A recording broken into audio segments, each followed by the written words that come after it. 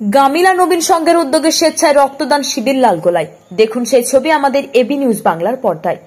Lalgola block প্রশাসনের সহযোগিতা এবং গামিলা নবীন সংঘের পরিচালনায় প্রতি বছরের ন্যায় এবছরও স্বেচ্ছায় রক্তদান শিবির ও চারাগাছ বিতরণ অনুষ্ঠানের আয়োজন করল রবিবার। এদিনের শিবিরে পুরুষ ও মহিলা মিলিয়ে প্রায় 50 জনের বেশি রক্তদান করেন শিবিরে। এদিনের শিবিরে উপস্থিত ছিলেন মুর্শিদাবাদ জেলা পরিষদের সদস্য তহিদুর রহমান সুমন, গামিলা নবীন সংঘের প্রাক্তন সম্পাদক তথা শিক্ষক বীরেন্দ্রনাথ মণ্ডল, সংঘের সম্পাদক তৌসিফ জামাল প্রমুখ। লালগোলা থেকে বাদরুল আলমের রিপোর্ট, এবি নিউজ বাংলা।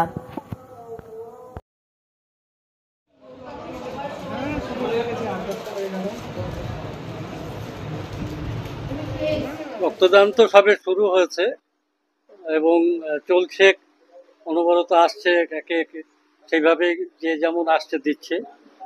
এটা খুবই গুরুত্বপূর্ণ একটা কর্মসূচি। রক্তের অভাব মেটার নয়, কেননা যত চাহিদা তত রক্তদাতা পাওয়া যায় না। আমরা ক্লাবের পক্ষ থেকে এটা প্রতি বছর করে থাকি এবং শুরু হয়েছিল 1994 সালে এবং তারপর থেকে ধারাবাহিকভাবে গামিলা নবীন সংঘে রক্তদান কর্মসূচি চলে আসছে।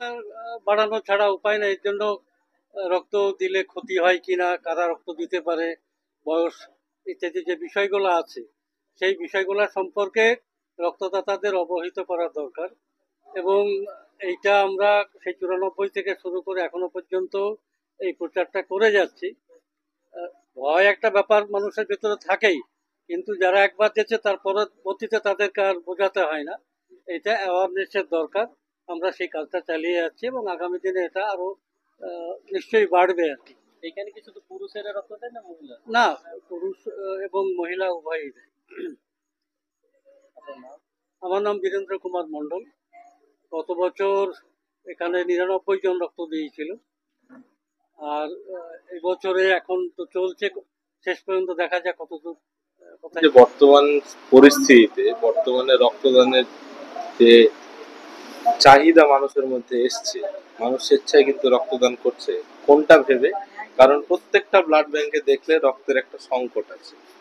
তো সেই সংকটটা মেটাতে বরাবরই গামিলা নবীন সংঘ ক্লাব দীর্ঘদিন ধরে এই রক্তদান কর্মসূচির আয়োজন করে থাকে। তার প্রতিফলন হিসেবে আজকেও এই কর্মসূচি হচ্ছে। আমরা বিগত দিনে দেখেছি গামিলা নবীন সংঘ অনেক সমাজসেবামূলক কাজকর্মের সঙ্গে যুক্ত থেকেছে, তারই প্রতিফলন আজকের এই রক্তদান শিবির। আমি নিজেও গত টার্মে যখন রক্তদান শিবির হয়েছিল, সেই রক্তদান শিবিরে আমি নিজেও রক্তদাতা ছিলাম। তো আজকে আমি রক্তদাতা থাকতে পারছি না, আমারও কয়েকদিন পরে একটা রক্তদান শিবির কর্মসূচি গ্রহণ করা আছে। পাশাপাশি আমার 3 মাস হয়নি এখনো। নাহলে আমিও চেষ্টা করি যে নিজেও রক্তদান করার পাশাপাশি মানুষকে রক্তদানে উদ্বুদ্ধ করা। রক্ত এমন একটা জিনিস যেটা কোনো ফ্যাক্টরিতে, কোনো কলকারখানায়, কোনো জায়গায় তৈরি হয় না। রক্ত তৈরি হয় মানুষের শরীরে। আর এবং পাশাপাশি পশুর রক্তে কখনো মানুষ বাঁচে না, মানুষের রক্তেই মানুষ বাঁচে। তাই রক্তদানের জন্য মানুষকে এগিয়ে আসতে হবে, মানুষকে অগ্রণী ভূমিকা পালন করতে হবে। আমি জনপ্রতিনিধি হিসাবে আমি সকল জনপ্রতিনিধিদের আগে আমি অনুরোধ করব, তারাও যেন নিজ নিজ উদ্যোগে তারা বিভিন্ন রক্তদান শিবির করে থাকেন, বা রক্তদান শিবির যে সমস্ত যারা অর্গানাইজ করেন তাদের পাশে দাঁড়ান, তাদেরকে ডোনার দিয়ে সহযোগিতা করেন। আমরা যদি রক্তদান শিবিরগুলো করি, প্রত্যেকটা ব্লাড ব্যাংকের যে রক্তের যে সংকটটা আছে সেই সংকটটা থাকবে।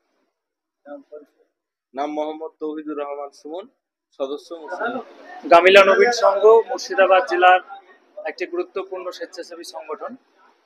এই সংগঠনের উদ্যোগে সারা বছর নানাবিধ সামাজিক উন্নয়নমূলক কর্মসূচি রূপায়িত হয়।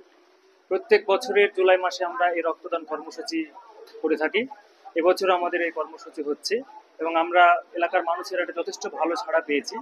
এবং আমরা যেটা ব্যতিক্রম করি যে রক্তদান শিবিরে আমরা সাধারণ মানুষকে পরিবেশ রক্ষার স্বার্থে আমরা তাদেরকে বৃক্ষরোপণ করে থাকি, কেননা যেভাবে বিশ্ব উষ্ণায়ন বাড়ছে সেক্ষেত্রে বৃক্ষের একটা গুরুত্ব রয়েছে।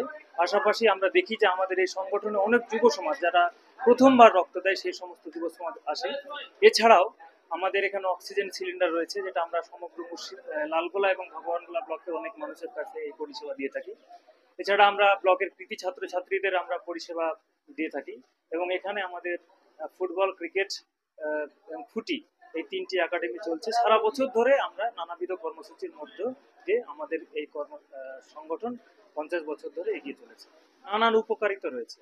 প্রথমত হচ্ছে মানুষের একটা ভিতরে ভয় রয়েছে যে রক্ত দিলে সে দুর্বল হয়ে পড়বে। ঠিকই, শরীর থেকে কিছুটা রক্ত গেলে সাময়িক মানুষ দুর্বল হয় ঠিকই, কিন্তু রক্ত দান করলে অনেকগুলো উপকার পাওয়া যায়।